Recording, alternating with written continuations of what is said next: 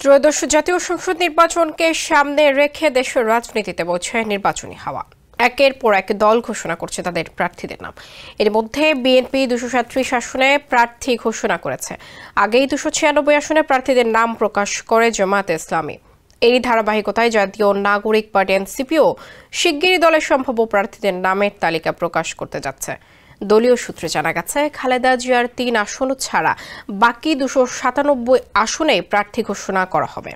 NCP এককভাবে প্রার্থীদের প্রাথমিক তালিকা প্রকাশ করবে, তবে একই সঙ্গে জোট গঠন বা আসন সমঝোতা নিয়ে দলগুলোর সঙ্গে আলোচনা চলমান থাকবে।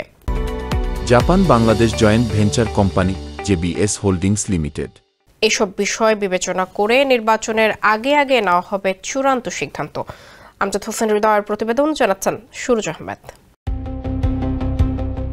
নির্বাচন যতই ঘনিয়ে আসছে, আসন নিয়ে ততই বাড়ছে আলোচনা।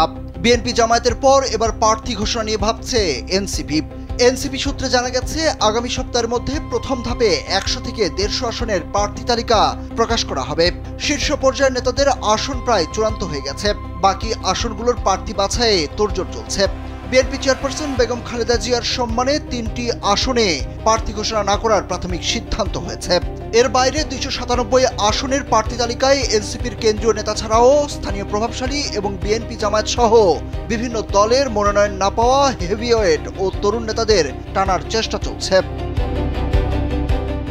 এনসিপির শীর্ষ পর্যায়ের একাধিক নেতা জানিয়েছেন, অন্যান্য দলের মতো এককভাবে প্রার্থী তালিকা প্রকাশ করা হবে, তবে শেষ পর্যন্ত জোট কিংবা আসন সমঝোতা হতে পারে।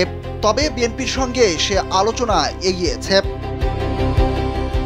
বিশ্বস্ত সূত্র বলছে, এনসিপি নেতাদের সঙ্গে বিএনপির নির্বাচনী জোট বা আসন সমঝোতা নিয়ে দুই দলের মধ্যে একাধিক বৈঠক হয়েছে। বিএনপির পক্ষ থেকে স্থায়ী কমিটির সদস্য সালাউদ্দিন আহমদ এনসিপির সঙ্গে লিয়াজো করছেন। এনসিপির নাহিদ ইসলাম, আক্তার হোসেন সহ কয়েকজন শীর্ষ নেতা বিএনপির সঙ্গে অনানুষ্ঠানিক বৈঠক করেছেন। জামায়াত ইসলামীর সঙ্গেও আলোচনা চলমান আছে। নির্বাচনের আগে দর কষাকষির মাধ্যমে চূড়ান্ত হবে সিদ্ধান্ত। এনসিপির যুগ্ম আহ্বায়ক সারোয়ার তুষার কালবেলাকে বলেন, জোট কিংবা আসন সমঝোতার বিষয়ে এখনো কোনো চূড়ান্ত সিদ্ধান্ত হয়নি। বিষয়টি নিয়ে আলাপ আলোচনা ও যাচাই বাছাই চলছে। বিভিন্ন ধরনের কথাবার্তা চলছে। আগামী সপ্তাহে প্রার্থীদের নামের তালিকা ঘোষণা করা হবে। এ বিষয়ে এনসিপির মুখ্য সমন্বয়ক নাসিরউদ্দিন পাটোয়ারি বলেন, বিএনপি তাদের প্রাথমিক তালিকা প্রকাশ করেছে, চূড়ান্ত তালিকা নয়। এনসিপিও সম্ভাব্য প্রার্থী তালিকা প্রকাশ করবে। যদি সংস্কার, বিচার এবং নতুন বাংলাদেশের প্রত্যয়ে কোনো বোঝাপড়া হয়, তার সুযোগ আছে। বিএনপি জামায়াত যে কারোর সঙ্গেই সমঝোতা হতে পারে। সবার সঙ্গে আলাপ আলোচনা চলমান রয়েছে। এনসিপির সিনিয়র যুগ্ম আহ্বায়ক আরিফুল ইসলাম আদিব বলেন, নির্বাচনে অংশগ্রহণের সার্বিক প্রস্তুতি ও পরিকল্পনা, প্রার্থী বাছাই, মাঠ পর্যায়ের সমন্বয়, আইনি ও প্রশাসনিক কার্যক্রম, মিডিয়া ও প্রচারণা এবং প্রশিক্ষণ ও মনিটরিংয়ের লক্ষ্যে কেন্দ্রীয় নির্বাচন পরিচালনা কমিটি গঠন করা হয়েছে। আমরা সে অনুযায়ী কাজ করছি। শীঘ্রই প্রাথমিকভাবে 150 থেকে 160 আসনে প্রার্থী ঘোষণা করা হবে।